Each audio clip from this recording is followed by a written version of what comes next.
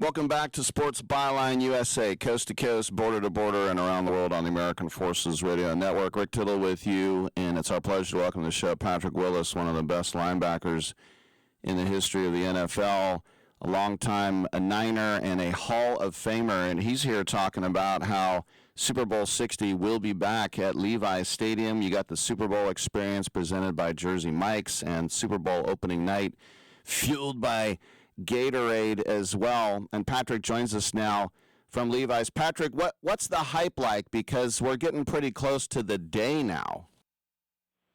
Yeah, I mean, I'm sorry, go ahead. Yeah. Oh, yes, I'm super excited. It's the second time the Super Bowl has been back here. Super Bowl experience has been back here in the Bay Area, and it's just a great time. It's a great time for the community, a great time for all the football fans across the Bay Area, California, couple states over. But yeah, it's just a great time for everybody to come out and just and play football.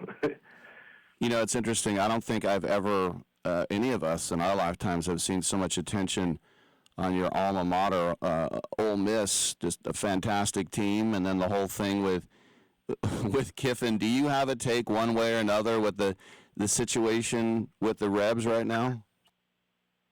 Man, that's a good question. My take would be to keep the main thing, focus on what matters, and that's who's in the locker room at this moment in time. Obviously, I think they're going to miss, their head guy just because he was with them. He helped them start that, but ultimately, I feel like they know what's at stake, and so, yeah, just stay focused, stay locked in, and keep the main thing.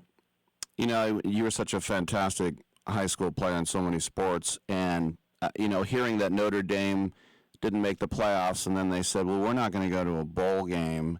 And it reminded me, correct me if I'm wrong, did I hear you once say that you took a recruiting trip to South Bend and they kind of gave you the cold shoulder? I mean, was that true? No, sir. Yeah, that wasn't me on that one. That would have been, I think that was a Tennessee visit, Tennessee Vols visit that I went on, that I feel like I got the cold shoulder. And you were Mr. Tennessee. Why didn't the Vols bow down?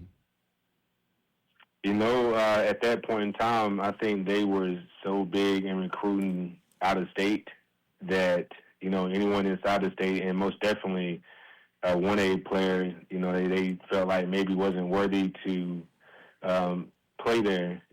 But, ultimately, I feel like I went to the perfect place in Ole Miss, and if I had to do it all over again, I would go back to Ole Miss again. Did you ever think about what it would be like to play hoop or baseball or maybe even tailback, which you did? Oh, when I got to college, I was actually recruited not as a linebacker. I was recruited as an athlete. Mm-hmm. And so when I got to college, my freshman year, I told the coaches, one of the coaches like, all right, you're a linebacker, you're gonna do defense, and then one of the other coaches like, well, yeah, he can run the ball too, but come over and get some running back snaps. And I was like, you know what?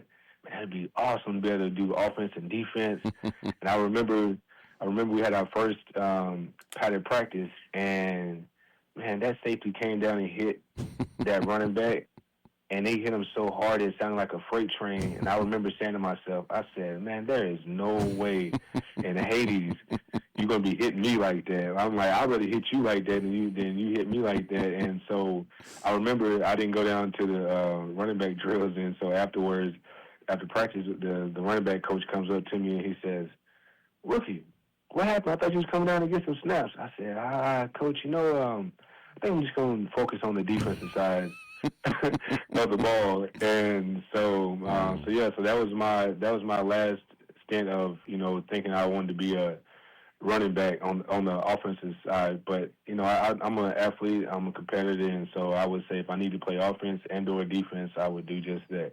Well, you made the right choice. And then, if I remember right, you went to the Senior Bowl, and the Niners staff was there, right? Like Nolan and Singletary, and you guys kind of developed a relationship, and maybe not a surprise, the Niners selected you in the draft, right? It was absolutely a surprise because I didn't think that. One, I grew up a Cowboys fan, and so anybody else outside them Cowboys, like, I despised.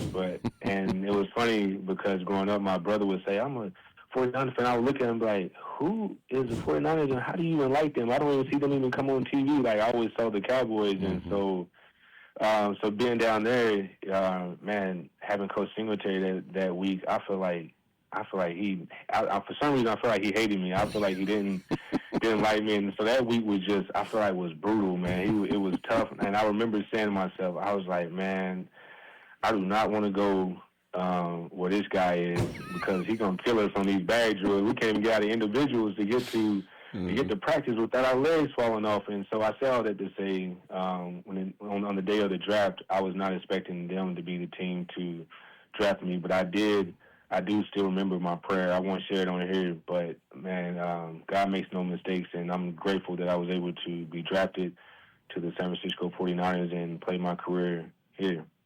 Didn't Coach Singh build like some kind of mountain on the practice field and had some crazy drill like King of the Mountain or something? Yeah, he had a hill put out back for training purposes, and yeah, it was pretty steep. It was pretty steep and intense. I think we had it for about all of one off season, and I think when he separated, when they parted ways, I think they ended up taking the hill down a little while after that. So, well, the getting the call to Hall of Fame, and if you had played longer, it would have been first ballot. And I think some voters mistakenly maybe held it against you that your career wasn't super duper long, but no doubt a Hall of Famer. What was it like when you finally got the call that you were in the Hall? Yeah, it was man, it was a full circle moment. It was just I was elated to the fact that, I played 8 seasons, and I know that I gave those 8 seasons all that I had, but I also know that, people were like, oh, you didn't play long enough. And so I remember just telling myself, I was like, you know what, in life, when it's your time to go, however that is, when it's time to pass on and, go be in heaven and all of that, it is what it is. And so I remember telling myself, I was like, man, I gave what I had. I played this game because I had learned that, it meant not for long. So not for long meant like it could be the next play. It could be the next day. It could be the next year. So all you can do is control what you can control, and that's give your very best in that moment. And so that's how I approached the game. And when that time came, I was able to step away. Don't mean it was easy, but it was one of those things I know I needed to do. One of the greatest linebackers in football history, Patrick Willis, number 52. Remember the Super Bowl experience presented by Jersey Mike's and Super Bowl opening night fueled by Gatorade. You can attend all those events. Search for it up online. You can get some tickets to that. Patrick, enjoy the Super Bowl, and thank you so much for coming on, man. Yes, and again, make sure you all come out to the Super Bowl experience. And remember, kids 12 and under get in free every day, and you can go get your tickets at superbowl.com/experience tickets. Excellent stuff. I'm Rick Tittle. We'll take a quick break, and we will come on back on Sports Byline.